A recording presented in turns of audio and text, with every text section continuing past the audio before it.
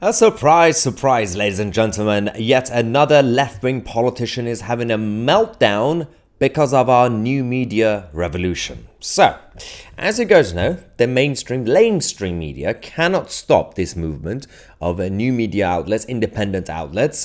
Jess Phillips doesn't like it because Liz Truss, the former Prime Minister, Liz Truss, decided to go on Lotus Eaters podcast and do an interview. Fair enough. She was actually interviewed by Connor Tomlinson, but the channel was founded by, obviously, my friend Carl Benjamin. Jess Phillips and Carl Benjamin had a bit of an issue in the past, so Jess Phillips decided that I have written to the Prime Minister about the conduct of one of his members of Parliament. Now, this whole thing started from here, right?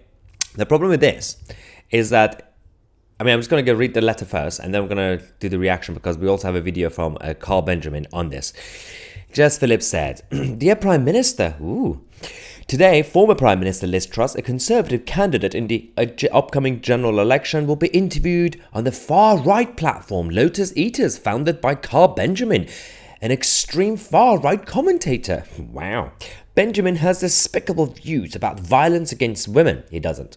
When I highlighted the volume of rape threats received by female MPs, including myself, Benjamin responded, I wouldn't even rape her. It was a joke, basically, a very, very off-color joke. Later saying that there's been an awful lot of talk about whether or not I should do it or not. Again, he continued the joke. Anyway, Jess Phillips says, the impact men like Benjamin have on politics cannot be underestimated. And of course, she also says, men like Benjamin make female MPs live in fear.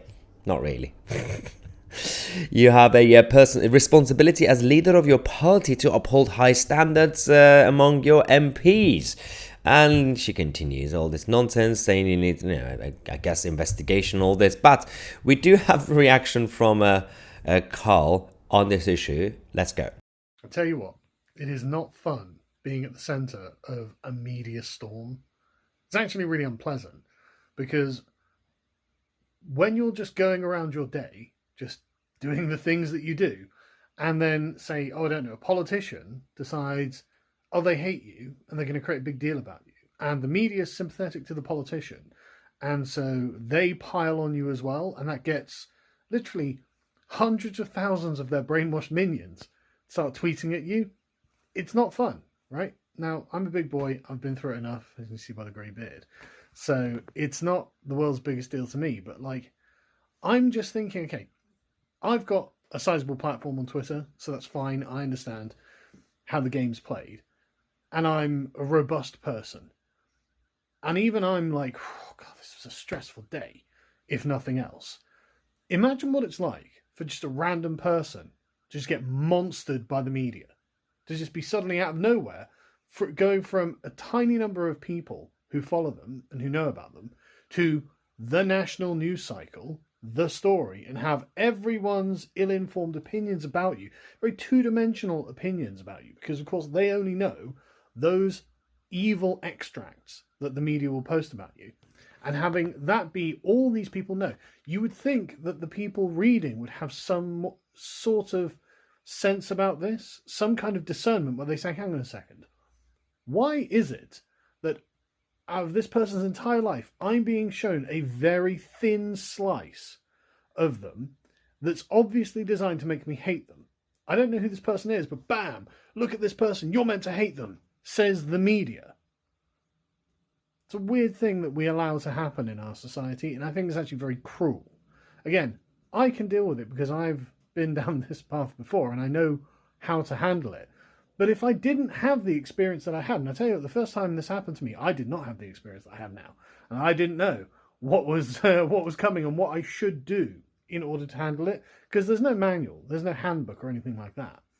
I feel genuinely bad for those people who find themselves at the center of this storm, in the very eye of the hurricane, as it were, because there's no help.